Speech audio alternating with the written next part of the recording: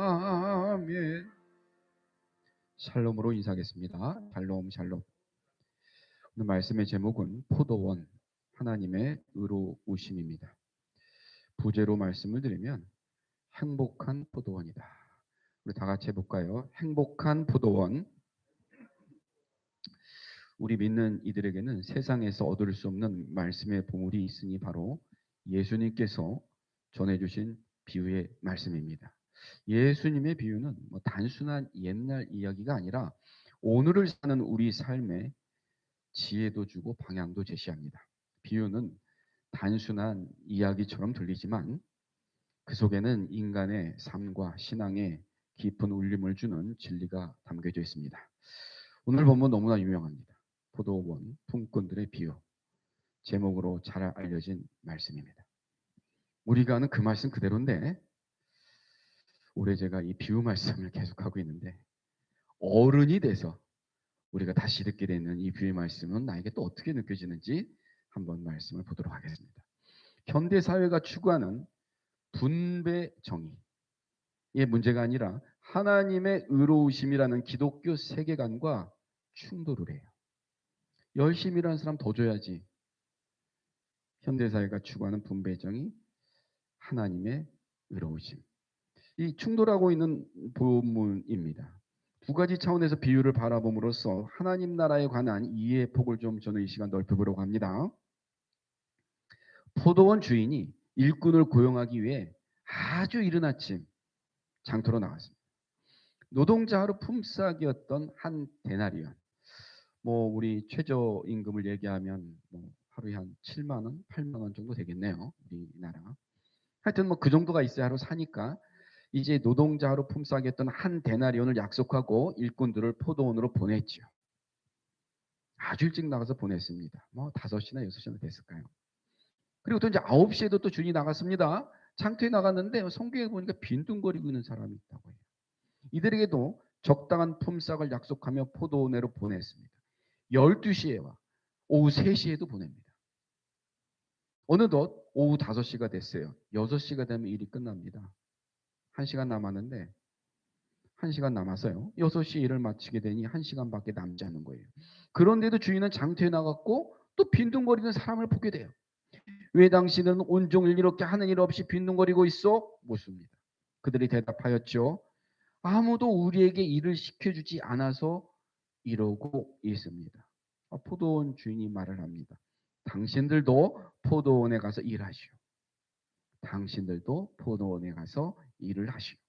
자, 드디어 6시가 되어서 품삯을 정산하게 되었습니다. 5시에 온 일꾼들 얼마 줬습니까? 한 데나리온을 받았네요. 이른 아침 아주 새벽에 온 첫 타임에 온 일꾼들은 더 많이 받을 것이라는 기대를 하게 됩니다. 하지만 똑같이 받게 되고 이를 못마땅하게 여겨서 항의를 하게 되죠. 그렇지만 주인은 정당하게 이행했고 모두에게 후하게 대우하는 것이 자신의 뜻이다 라고 대답하였다는 이야기입니다. 자, 비유를 이해하는 첫 번째 관점입니다. 비유를 이해하는 첫 번째 관점. 하나님의 나라를 산다는 것은 비교의 시선을 거두는 것이다. 비교의 시선을 거두는 것이다. 자본주의 경쟁 사회에서는 비교 우위를 추구하죠. 더 소유가 많고 더 외모가 출중하며 더 능력이 뛰어난 걸 중요하게 여깁니다. 거기에 최고의 가치를 두고 그것을 성취하기 위해서 미래를 걸어야 한다. 이렇게 가르치고 강요합니다. 한 번의 실수나 실패로도 낙오자가 될 수 있어. 이런 두려움의 강박을 심어주기도 하고요. 오늘 비유에 아주 새벽에 온 첫 타임 노동자들은 성공적인 오늘을 보낼 수 있는 사람들, 최고의 선택을 받은 이들이었습니다. 정당한 품삯으로 가족의 생계를 책임지고 일터에서 보람 있는 하루를 보낼 수 있게 되었죠. 그들은 분명히 엄청나게 열심히 일을 했을 것입니다. 저녁에 주인에게 항변하는 말씀이 12절에 나와요. 12절에 보세요. 나중은 이 사람들은 1시간밖에 일하지 아니하였거늘 그들을 종일 수고하며 더위를 견딘 우리와 뭐라고 얘기합니까? 찌는 더위 속에서 하루 종일 온종일 나는 수고했습니다 라는 말을 하고 있는 걸 우리가 보게 됩니다. 그들은 저녁 5시에 들어온 이들이 1시간만 일하고 한 데나리온 받는 것을 보고 자신들은 더 많이 받을 거라고 생각을 했죠. 분명 주인은 한 데나리온 약속을 했어요. 그 생각은 이미 안중에 없습니다. 이미 자신들이 계산한 머릿속에 분배의 정의. 야, 1시간에 한 데나리온이야. 그러면 내가 지금 오늘 하루 종일 몇 시간 일했지? 쫙 머리가 계산이 됐겠죠. 최소한 몇 데나리온일까? 하지만 똑같이 한 데나리온을 받은 것에 화가 났고 항변하게 되었죠. 어째서 저녁에 들어와 1시간만 일을 한 저들과 우리를 똑같이 대우한단 말입니까? 우리는 온종일 더위 속에서 땀을 흘리지 않았습니까? 이건 참 부당한 처사죠. 자, 주인이 대답합니다. 우리는 한 데나리온으로 약속하지 않았습니까? 그런데 왜 당신들은 화가 나 있습니까? 내가 나의 것으로 5시에 들어온 이들에게도 똑같이 주는 것이 왜 거슬리는 거죠? 당신들의 목이나 가지고 돌아가시오. 살아가는 성도님들, 여러분들의 생각은 어떻습니까? 주인의 행동이 이상하다고, 정당한 항변이었다고, 분배 정의가 제대로 지켜지지 않았다고 생각하진 않으시는지요? 기독교 세계관 안에 있는 사람이 아니라면 주인이 참 부당하다. 참 기독교 세계관 안에 있지 않는 사람이라면 주인이 참 부당하다는 입장에 서려고 할 것 같아요. 자, 이 저자, 이 마태가 속한 1세기 상황도 다르지 않았을 겁니다. 당시 사람들이 잘 알고 있었으리라고 여겨지는 한 이야기가 랍비 모논을 통해서 전해져 내려오고 있는데요. 그 내용이 오늘의 비유와 좀 유사한 부분이 있습니다. 자, 이 내용은 이래요. 한 일꾼이 하루 종일 일한 다른 일꾼들과 달리 딱 2시간만 일을 했지만 그 능력이 워낙 뛰어나요. 그러니까 왕은 그를 불러 함께 산책하며 나머지 시간을 보냅니다. 워낙 뛰어납니다. 2시간 일했는데. 저녁에 결산을 할 때 다른 일꾼들이 불만을 토로할 수도 있었지만 이 사람이 2시간 만에 보여준 능력이 너무나 출중해서 아무 얘기를 하는 사람이 없었다라는 이야기예요. 그런데 오늘 이 비유에 나오는 내용 보세요. 오후 5시에 들어온 일꾼들의 능력이 뛰어났다라는 암시는 성경에 있습니까? 전혀 없습니다. 자, 비유를 조금 바꿔서 첫 타임 일꾼들의 입장을 다시 한번 생각해 봅니다. 저는 제가 주일학교 때부터 이 비유를 말씀을 들으면서 항상 머릿속에 생각했던 게 이 내용이었어요.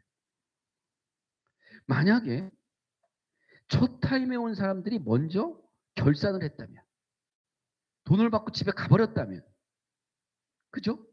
아무 문제가 없었겠죠? 네. 만약 그들이 제일 먼저 결산을 하였다면, 자기들이 정당하게 합의한 한 데나리온을 받고 얼마나 감사했을까? 우리 가족이 먹고 사는 하루 식량이야? 감사한 마음으로 돌아갔을 것입니다. 아무런 문제가 일어나지 않았을 거예요.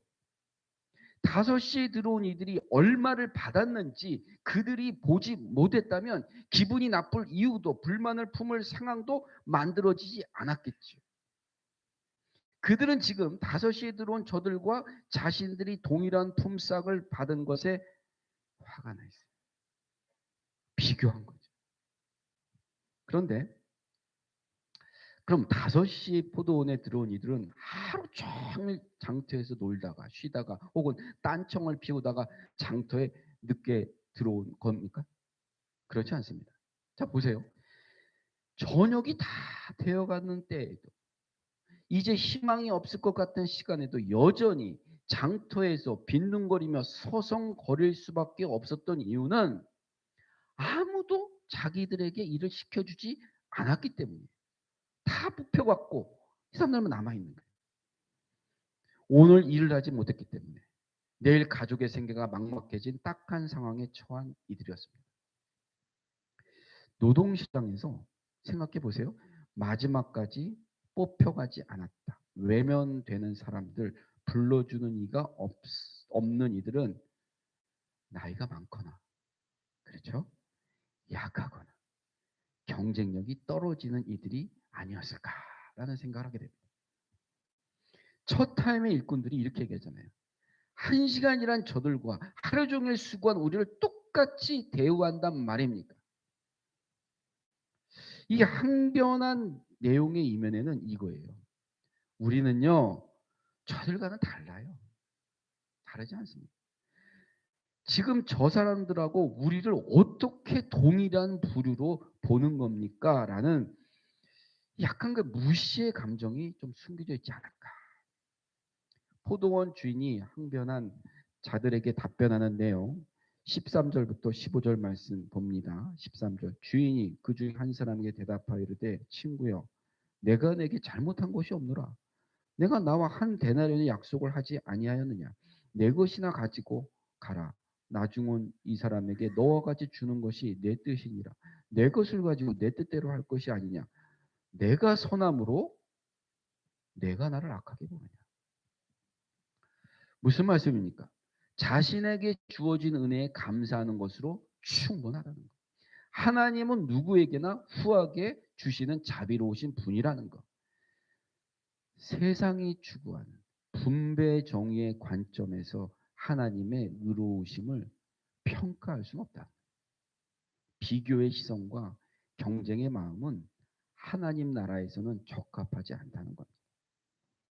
그리스도인은 인생의 어느 시점에서 하나님의 나라라고 하는 포도원의 불림을 받는 사람들입니다. 그때와 부르심의 상황이 각각 다르죠. 모태신앙도 있으실 거고 전도돼서 오신 분도 있을 거고 다 상황과 어떻게 틀려요. 근데 중요한 것은 내가 그리고 우리가 부르심을 받았다.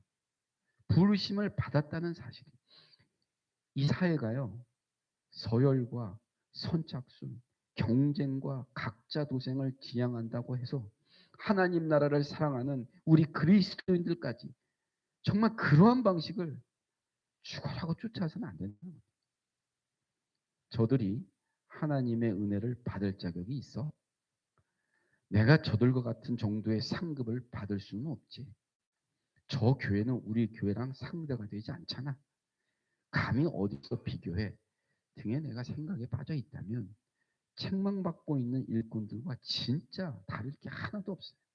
이 비유는 인간이 모두 하나님 앞에서 예수 그리스도의 복음으로 불림을 받아야 하는 긍휼함을 입어야 하는 참 겸손한 존재임을 보여줍니다. 또한 인간은 서로 같은 처지에 있어요. 사랑하는 성도님들 다 같은 처지입니다. 그 역시 나와 같이 어디에 나와 있어요? 장터에 나와 있는 거예요. 장터에 나와 있는 한 존재이며 자신과 가족의 생계를 두고 우리에게 일용할 양식을 베푸시는 하늘 아버지 앞에서 그저 그 자비함을 구하는 한 존재라는 사실을 우리에게 정확히 일깨워주고 있습니다. 자, 이제 비유를 이해하는 두 번째 관점으로 봅니다. 두 번째 관점은 하나님의 나라는 보상의 차원을 기대하지 않는 것이다. 하나님의 나라는 보상의 차원을 너무 기대하지 않는 것이다. 좀 불편하게 들릴 수도 있습니다. 정당한 보상을 받아야지. 내가 교회에서 저 집사님보다 권사님보다 더 열심히 일했으니까 당연히 더 받아야지.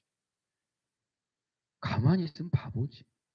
라는 생각이 떠오를 수 있죠. 그런데 보세요. 이 비유가 드러내고 있는 하나님 나라의 생활은 특별히 보상에 관심을 두고 있지 않고 내가 일을 할 수 있다. 참 내가 일을 할 수 있다. 이 일을 할 수 있으면 의미를 두고 있다는 것을 확인하게 됩니다. 먼저 보상을 논할 필요가 없는 이유는 하나님의 자비로우심과 후하신 은혜는 이미 모두에게 충분하게 주어졌다는 점에 근거합니다. 내가 첫 타임으로 포도원에 들어왔든 마지막 타임으로 들어왔든 상관이 없죠. 부르심 자체가 너무나 큰 은혜여서 내가 무언가를 요구할 수 있는 차원이 아니라는 거예요.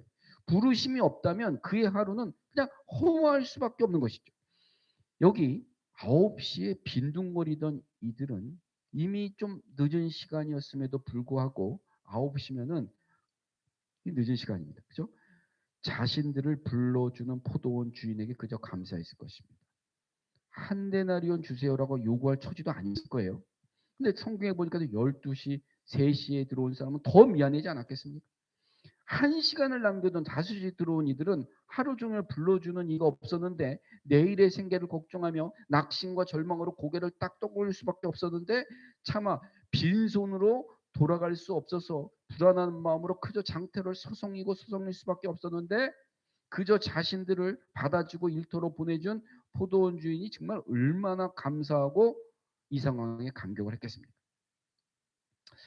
본문을요 읽으면 계속 눈에 띄고 강조되고 있는 것 같은 좀 서로 대조를 이루는 부분을 발견하게 돼요. 참 이 비유를 우리가 수십 년간 봤는데 이 부분을 성도님들이 보셨는지 모르겠는데 3절에 보면요. 제3시에 나가보니 장터에 좀 놀고 있는 사람이라고. 굳이 그죠? 놀고 있는 사람. 빈둥거리고 있다. 6절에 볼까요? 제11시에도 나가서 보니 서 있는 사람들이 또 있는지라. 너희는 어째 종일 놀고 있느냐. 빈둥거리고 놀고 있다. 이 부분과 이 4절 9절에 9시 또 우리 말하는 오후 5시 장터에 있는 일꾼들에게 주인이 보시면 9시 장터에 있던 사람들이 빈둥거리고 있었다. 오후 5시 주인이 장터에 나가면 사람들이 빈둥거렸다. 9시와 오후 5시. 이런 일꾼들에게 주인이 이렇게 얘기합니다. 여러분도 포도원에 가서 일을 하시오. 여러분도 포도원에 가서 일을 하시오. 라고 말하는 부분이에요. 포도원 주인들은 장터에서 일꾼들이 빈둥거리고 있는 모습을 딱 지켜보고 있고 그 시간이 언제이든 사람들의 능력치가 어떠하든 작업량의 효율성이 어떠하든 상관없이 그저 자신들의 포도원에 가서 일을 하시오라고 말하고 있다는 거예요. 빈둥거리고 있으면 안 뽑을 수 있죠. 놀고 있으면 저 사람 가서 우리 일 하겠어요? 그게 없어요. 빈둥거리고 있든 뭐 하든 놀고 있든 시간이 늦든 하든 일하시오. 저녁에 결산에서 포도원 주인의 관심이 명확하게 나타납니다. 모두에게 노동자의 하루치의 품삯을 주는 것이죠. 보세요. 모두가 일을 할 수 있어요. 내일의 가족의 생계를 책임질 수 있는 품삯을 손에 쥔 기쁨을 안고서 보람 있게 오늘을 마무리할 수 있도록 은혜를 베풀고 있다는 것입니다. 예수 그리스도의 복음의 말씀을 듣고 하나님의 나라를 사랑하게 된 그리스도인, 즉 아버지의 포도원의 불림을 받게 된 그리스도인들이 자신의 신앙생활, 교회에서의 봉사, 섬김의 삶을 마치어 정산받을 일당의 목으로 여기고 있지는 않아요. 정당하게 받아야 할 보상의 전제로 생각하고 있지는 않은지, 하나님이 나에게 마치 그 빚을 지기라도 한 것처럼 응당 요구할 수 있는 무언가가 있는 차원으로 받아들이고 있지는 않은지 좀 돌아봐야 될 거예요. 오늘의 비유는 한 데나리온의 품삯을 통해서 우리에게 일용할 양식을 주시는 하나님의 자비로우심을 드러냄과 동시에 그들이 모두 포도원에서 일을 하는 기쁨을 누렸다라는 점을 강조하고 있는 것 같습니다. 그곳에는 땀과 노동의 수고가 있지만 흙과 나무와 그늘, 하나님의 창조 섭리와 수확을 앞두고 결실을 기대하는 기쁨이 있습니다. 내일도 불러줄 거야 라는 희망도 있었고요. 고되면 동료들과 함께 노래를 부를 수도 있었고 그늘에서의 적당한 휴식도 누렸을 것이며 꿀맛 같은 새참 식사도 맛보았을 것입니다. 세상 사는 사람들도 서로 세상 사는 이야기들 서로 오가서 되지요. 오늘의 노동으로 가족이 안정을 누릴 수 있다는 점에서 참 가장이 얼마나 뿌듯했습니까. 이 이야기에 등장하는 모든 일꾼들은 노동으로 충분한 보상을 받은 사람들이었죠. 하나님의 의로우심은 인간 차원의 정의의 잣대로 판단하거나 쉽게 규정할 수 없습니다. 비교, 경쟁, 보상의 차원에서 인간은 하나님을 인식할 수가 없기 때문이에요. 자, 오늘의 비유에 등장하는 품꾼들을 떠올려 상상해 보고 묵상해 볼 때, 오늘 2026년 오늘을 사랑하는 대한민국 그리스도인들이 모두 품꾼들의 사정과 도대체 뭐가 다릅니까? 똑같아요. 네. 오늘을 살아가는 그리스도인들이 모두 품꾼들의 사정과 다를 바가 없지 않은가라는 생각을 하게 됩니다. 품꾼들. 자, 예수님 당시 로마의 식민 지배를 받던 척박한 유대 땅에서의 그저 날품팔이를 의미하지요. 오늘로 말하면 일용직 노동자들이 특별한 일을 구할 수 없었던 대부분의 가장들이 하루 품삯을 받는 날품팔이 노동자로 살아왔고 그렇게 가족의 생계를 부양하고 있었습니다. 예수님 동생들이 많았어요. 많은 동생을 둔 맞이었던 예수님은 공생애 전에 이런 날품팔이 일로 가족의 생계를 책임지고 하셨을 겁니다. 목술도 하셨을 것이고. 우리는 모두 내일을 하나님이 주시는 새로운 날로 기대하며 살아가는 사람들입니다. 하나님은 생명과 모든 날의 주인이시죠. 오늘 주어진 일이 그저 고단하고 힘든 것이 아니라 하나님 앞에서 땀 흘리는 수고와 인내를 배우는 장이 되고 일용할 양식을 주시는 은혜의 통로가 되며 옆에 있는 동료들과 함께 이곳에 있음을 알므로 그들에게도 하나님의 은혜가 내리기를 은밀히 축복할 수 있는 기회로 여긴다면 오늘의 노동은 그리스도인들에게 값진 선물이 됩니다. 말씀을 했습니다. 하루 노동자와 같은 그리스도인들은 일터이든 일상이든 오늘 하나님 나라라고 할 수 있는 행복한 포도원으로 부르신 주님의 은혜에 그저 감사. 그 은혜를 이제 설이 되면 우리 사랑하는 가족들과 맛있는 음식을 먹죠. 식탁에서 나누고 하루의 수고와 좀 미진한 부분을 주님의 넓으신 품에 맡겨드리면서 내일 또 불러주실 주님의 자비로운 음성을 기대함으로 안식하는 사람들이에요. 세상에 정말 그 성공 지향 방식과 각자 도생의 이기주의 강박에 막 정신이 흐릿흐릿해요. 어떻게 살아갈까? 그냥 그래요. 막 그러다가도 문득 그런 생각이 드는 거죠. 나를 깨우시고 늦은 오후임에도 불구하고 포도원으로 부르시는 주님의 그윽하신 음성을 딱 듣노라면 깜짝 놀라 안도의 긴 호흡을 내쉬게 되죠. 세상이 아름답구나. 감사하구나. 감사의 고백이 터져나오게 됩니다. 주님의 자비는 한이 없으시고 그 인자하심은 참 영원하시구나.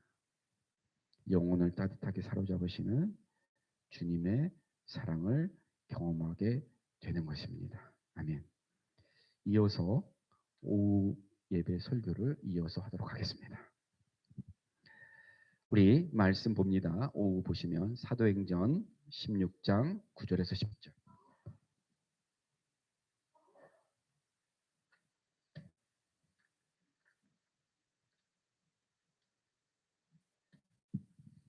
사도행전 16장 9절에서 10절.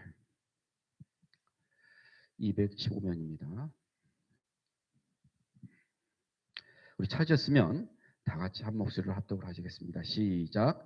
밤에 환상이 바울에게 보이니 마게도냐 사람 하나가 서서 그에게 청하여 이르되 마게도냐로 건너와서 우리를 도우라 하거늘 바울이 그 환상을 보았을 때 우리가 곧 마게도냐로 떠나기를 힘쓰니 이는 하나님이 저 사람들에게 복음을 전하라고 우리를 부르신 줄로 인정함이니라. 아멘. 1,000번째 김은미, 최순애, 윤지연, 김요한, 김명진. 사랑의 하나님, 1,000번째 예물을 기쁘게 받아 주시옵소서. 1,000번째 예물을 드렸습니다. 그리고 드립니다. 앞으로 드립니다. 주님, 주님의 때에 주님께서 불러주시고 인도하여 주시며 하늘나라에서도 세상에서도 귀하게 쓰는 복된 이름 삼아 주시옵소서. 말씀을 통하여서 은혜 받게 하시옵소서. 예수님 이름으로 기도드렸습니다. 아멘. 말씀의 제목은 예수님과 함께라면 역경도 기회가 된다. 예수님과 함께라면 역경도 기회가 된다. 바울과 바나바는 이방인 복음 전도를 위해서 환상의 팀워크를 이룬 짝꿍이에요. 그런 그들이 이제 1차 소아시아 전도 여행을 마치고 2차 전도 여행을 앞두고 계획을 세우는 동안에 바나바의 조카가 있었어요. 그게 누구냐면 마가복음의 저자 마가입니다. 마가를 데리고 가려고 했는데 이 바울이 마가를 데리고 가는 걸 반대해요. 엄청나게 싸웁니다. 그래서 겨서 결별이 돼요.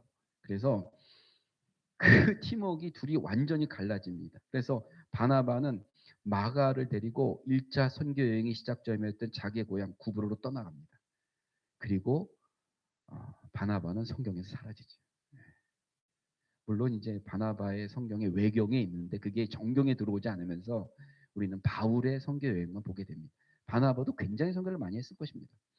그래서 바울은 이제 갈 사람을 찾죠. 누구였냐면 예루살렘 교회에 굉장히 훌륭한 일이었던 신라를 데리고 오늘의 시리아 지역과 남부 터키 지역으로 2차 여행을 떠납니다. 그렇게 떠난 바울과 신라는 루스드라에 방문합니다. 루스드라가 어디냐면 1차 여행 때 돌에 엄청나게 맞은 죽을 뻔한 돌에 맞은 루스드라. 상식적이라면 두려워해서 거기 안 갈 것 같은데 거기 또 들어가요. 근데 들어가게 한 이유가 있죠. 거기서 누굴 만나냐면 디모데를 만납니다. 그러니까 디모데를 만나게 하기 위해서 또 하나님께서는 역사하시래요.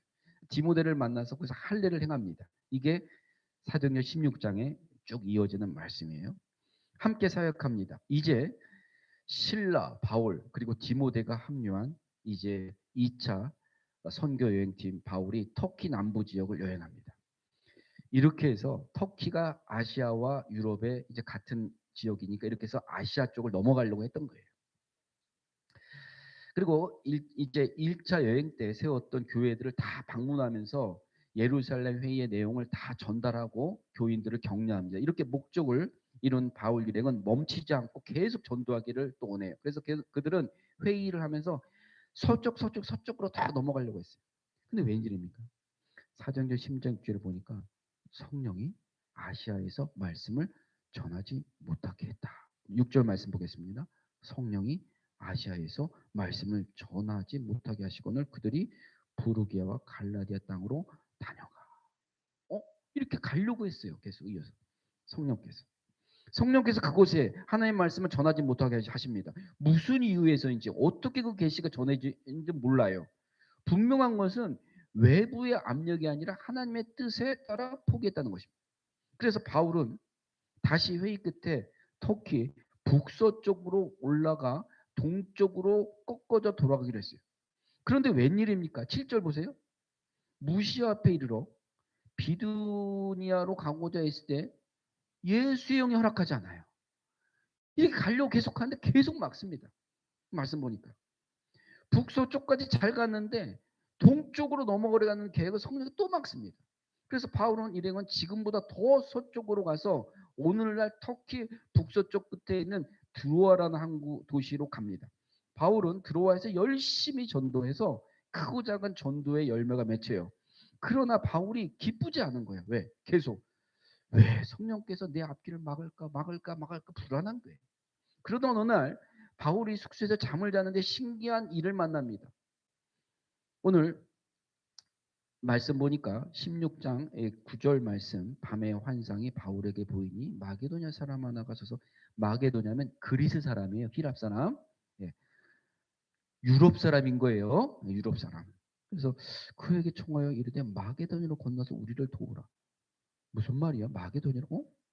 그리스 쪽으로 넘어오라는 얘기. 그럼 이렇게 해서 유럽으로 해서 로마로 해서 영국 위쪽으로 올라가는 정말 유럽 쪽으로 가게 되는 완전히 반대쪽으로 가게 됩니다. 이거 보시면 이 환상 중에 마그나 즉 그리스 사람이 나타나서 말하는 겁니다. 여기로 오셔서 우리를 좀 도와주십시오. 건너오셔서 우리를 구원해 주십시오. 바울은 이것이 하나님의 뜻임을 딱 알게 됐어요. 그리고 또한 생각하게 된 거죠. 아, 나를 이 마게도냐 그리스 쪽으로 보내려고 두 번이나 내 길을 막으셨구나. 그래서 바울은 잠에서 깨어나자마자 일행들에게 짐을 싸라고 합니다. 그리고 지금까지 단 한 번도 없던 생각해 봤던 유럽 선교를 떠나죠. 그래서 거기서 빌립보로 들어가서 루디아를 만나고 빌립보 교회를 세우게 되는 그런 역사가 일어납니다.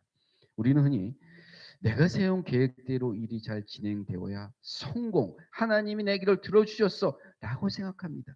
그래서 성적, 진로, 직장, 결혼 등에서 내가 계획한 대로 되지 않았을 때 사람들은 분노하거나 좌절하고 합니다. 그러나 예수님의 제자들인 우리는 그럴 필요가 없습니다. 내가 생각한 길보다 하나님의 길이 더 최선이기 때문에 내 계획대로 되지 않더라도 바울처럼 주님의 뜻을 구하고 따라가면 됩니다. 나를 내려놓고 주님의 뜻을 우선하면 주님께서 우리를 들여 쓰셔서 우리가 생각지 못한 그거 놀라운 일의 주인공이 되게 하실 줄 믿습니다. 계획한 대로 이루어지지 않았을 때 불평하고 원망하며 낙심하지 마십시오. 하나님께서 내 입술을 보신다. 정말 저는 이게 두렵죠. 말을 함부로 하시면 안 돼요. 저는 항상 생각하는 게 내 입술을 보신다. 예수님을 붙드는 일에 집중하게 하옵소서. 예수님과 함께라면 역경도 기회가 될 것을 믿으며 예수님 절대 놓치지 않고 주어진 2016년 새기를 걷는 성도님 되시기를 소원합니다. 사랑의 하나님 은혜를 감사드립니다. 예수님과 함께라면 역경도 기회가 된다. 주님, 오늘 두 번의 설교를 통하여서 그리스도인들이 살아가는 법칙은 세상의 법칙과는 참으로 다름을 깨닫게 됩니다.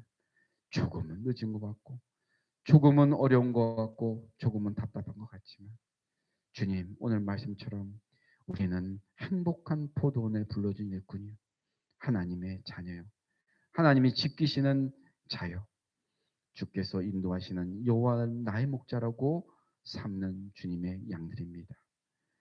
원수들의 목전에서도 상을 베푸신 좋으신 주님께서 모든 것이 합력하여 선을 이루게 하시는 좋으신 주님의 은혜를 깨닫고 믿고 비록 작은 믿음이지만 주 앞에 큰 믿음으로서 성장하고 주 앞에 온전히 겸손한 모습으로 섬기는 복된 제자의 길 걸어갈 수 있도록 도와주시옵소서.